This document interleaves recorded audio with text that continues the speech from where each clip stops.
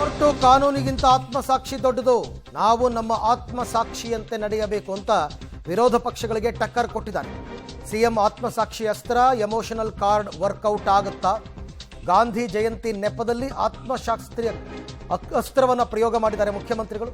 ಮೂಡಾ ಪ್ರಕರಣದಲ್ಲಿ ರಾಜೀನಾಮೆ ಕೇಳ್ತಿರುವ ವಿರೋಧಿಗಳಿಗೆ ಈ ಆತ್ಮಸಾಕ್ಷಿ ಅಸ್ತ್ರ ಪ್ರಯೋಗ ಮಾಡಿದ್ದಾರೆ. ಕೋರ್ಟು ಕಾನೂನು ಇದೆಲ್ಲದಕ್ಕಿಂತಲೂ ಕೂಡ ನಮ್ಮ ಆತ್ಮಸಾಕ್ಷಿ ದೊಡ್ಡದು, ನಾವು ನಮ್ಮ ಆತ್ಮಸಾಕ್ಷಿಯಂತೆಯೇ ನಡೆಯಬೇಕು ಅಂತ ಆತ್ಮಸಾಕ್ಷಿಯ ಅಸ್ತ್ರ ಮತ್ತು ಎಮೋಷನಲ್ ಕಾರ್ಡ್ ಪ್ಲೇ ಮಾಡಿದ್ದಾರೆ. ಒಂದು ಕಡೆ ವಿರೋಧ ಪಕ್ಷಗಳ ರಾಜೀನಾಮೆ ಒತ್ತಡ ಹೆಚ್ಚಾಗ್ತಿರ್ಬೇಕಾದ್ರೆ ಮುಖ್ಯಮಂತ್ರಿಗಳ ಈ ಮಾತು ಎಷ್ಟರ ಮಟ್ಟಿಗೆ ವರ್ಕೌಟ್ ಆಗುತ್ತೆ ಅಂತಕ್ಕಂಥದ್ದನ್ನು ನೋಡಬೇಕು. ಮೇಲೆ ಒಂದು ಅತ್ಯುನ್ನತವಾದಂಥ ನ್ಯಾಯಾಲಯ ಇದೆ, ಅದೇ ಆತ್ಮಸಾಕ್ಷಿಯ ನ್ಯಾಯಾಲಯ.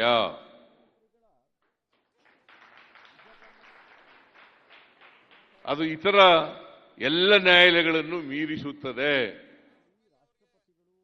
ಇದು ಮಹಾತ್ಮ ಗಾಂಧೀಜಿಯವರು ಹೇಳಿದಂಥ ಮಾತು. ಅದರಿಂದ ನಾವೆಲ್ಲರೂ ಕೂಡ ಆತ್ಮಸಾಕ್ಷಿಗೆ ಅನುಗುಣವಾಗಿ ನಡ್ಕೊಳ್ತಕ್ಕಂಥ ಪ್ರಯತ್ನವನ್ನು ಮಾಡಬೇಕು.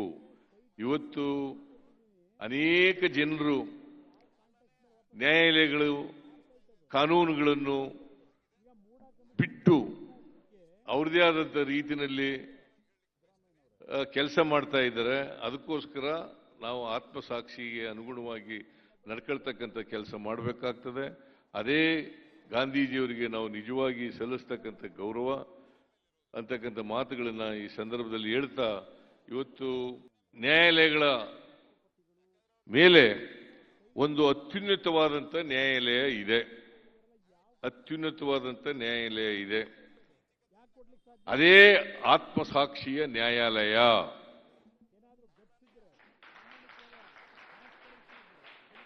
ಅದು ಇತರ ಎಲ್ಲ ನ್ಯಾಯಾಲಯಗಳನ್ನು ಮೀರಿಸುತ್ತದೆ.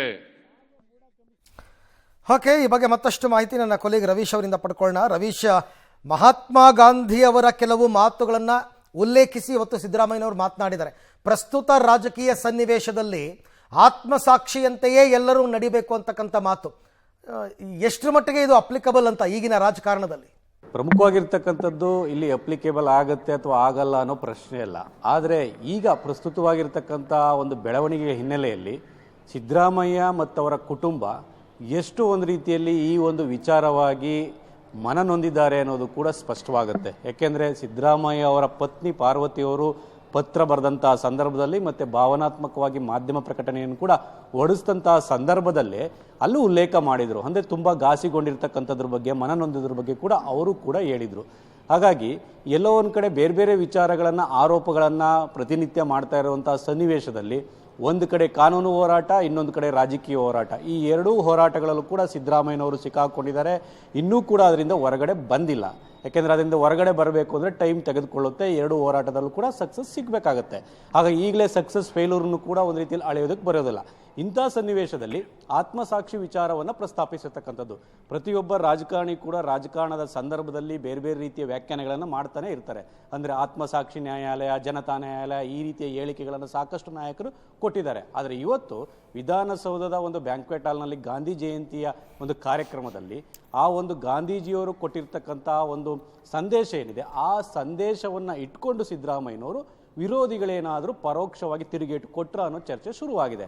ಯಾಕೆಂದರೆ ಆತ್ಮಸಾಕ್ಷಿ ವಿಚಾರವಾಗಿ ಮಾತನಾಡುವಂಥ ಸಂದರ್ಭದಲ್ಲಿ ಎಲ್ಲ ನ್ಯಾಯಾಲಯ ಮತ್ತು ಕಾನೂನಿಗಿಂತ ಆತ್ಮಸಾಕ್ಷಿ ಅನ್ನೋ ನ್ಯಾಯಾಲಯ ಇದೆ ಅನ್ನೋದ್ರ ಮೂಲಕ ಎಲ್ಲೋ ಒಂದು ಕಡೆ ನಾವು ಆತ್ಮಸಾಕ್ಷಿಯಂತೆ ನಾವು ನಡೆದುಕೊಳ್ತಾ ಇದ್ದೇವೆ ಅನ್ನೋದನ್ನು ತೋರಿಸ್ತಾ ಇದ್ದಾರೆ. ಜೊತೆಗೆ ಅದರಂತೆ ನಾನು ಫೈಟ್ ಮಾಡ್ತೇನೆ ಅನ್ನೋ ಸಂದೇಶವನ್ನು ಕೂಡ ರವಾನೆ ಮಾಡಿರ್ಬೋದು. ಅದ್ರ ಜೊತೆಗೆ ಕೆಲವರು ನ್ಯಾಯಾಲಯ ಮತ್ತು ಕಾನೂನು ಅದನ್ನು ಬಿಟ್ಟು ಬೇರೆ ರೀತಿ ನಡೆದುಕೊಳ್ತಾ ಇದ್ದಾರೆ ಅನ್ನೋದನ್ನು ಕೂಡ ಸೂಕ್ಷ್ಮವಾಗಿ ಒಂದು ಎಳೆಯಾಗಿ ಆ ಒಂದು ಸಂದರ್ಭದಲ್ಲಿ ಪ್ರಸ್ತಾಪ ಮಾಡಿದ್ದಾರೆ.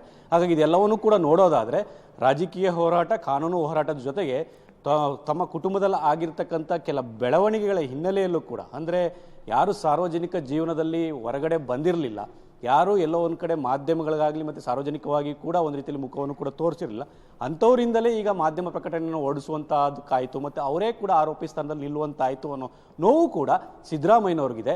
ಆ ಕಾರಣಕ್ಕೋಸ್ಕರವಾಗಿಯೇ ರಾಜಕೀಯವಾಗಿ ವಿರೋಧಿಗಳಿಗೆ ಟಕ್ಕರ್ ಕೊಡೋದು ಒಂದು ಕಡೆ ಆದರೆ ಇನ್ನೊಂದು ಕಡೆ ಎಲ್ಲೋ ಒಂದು ಕಡೆ ಆ ಕುಟುಂಬದಲ್ಲಿ ಆದಂತಹ ಒಂದು ಈ ರೀತಿಯ ಅನಿರೀಕ್ಷಿತ ಬೆಳವಣಿಗೆಗಳನ್ನು ಕೂಡ ಒಂದು ರೀತಿಯಲ್ಲಿ ತೋಡ್ಕೊಳ್ಳುವಂಥ ಪ್ರಯತ್ನ ಇದಾಗಿರ್ಬೋದಾ ಅನ್ನೋ ಚರ್ಚೆ ಆರಂಭವಾಗಿರ್ತಕ್ಕಂಥದ್ದು. ಓಕೆ ರವೀಶ್, ಥ್ಯಾಂಕ್ ಯು ತಮ್ಮೆಲ್ಲ ಮಾಹಿತಿಗಾಗಿ ಧನ್ಯವಾದ. ಸೊ ಈಗ ನೋಡಿ, ಕೆಲವರು ಇದನ್ನ ಪಶ್ಚಾತ್ತಾಪದ ನುಡಿಗಳು ಅಂತಲೂ ಕೂಡ ಕರೀತಾರೆ. ವಿರೋಧ ಪಕ್ಷದವ್ರಿಗೆ ಅದೇ ಕೆಲಸ, ಇವರೇನು ಮಾತನಾಡಿದ್ರು ಅದಕ್ಕೆ ಟಾಂಗ್ ಕೊಡ್ತಕ್ಕಂಥದ್ದು. ಹಾಗಾಗಿ ಅವರವರಿಗೆ ತೋಚಿದ ರೀತಿಯಲ್ಲಿ ಈ ಮಾತುಗಳನ್ನ ವಿಶ್ಲೇಷಣೆ ಮಾಡ್ತಾ ಇದ್ದಾರೆ.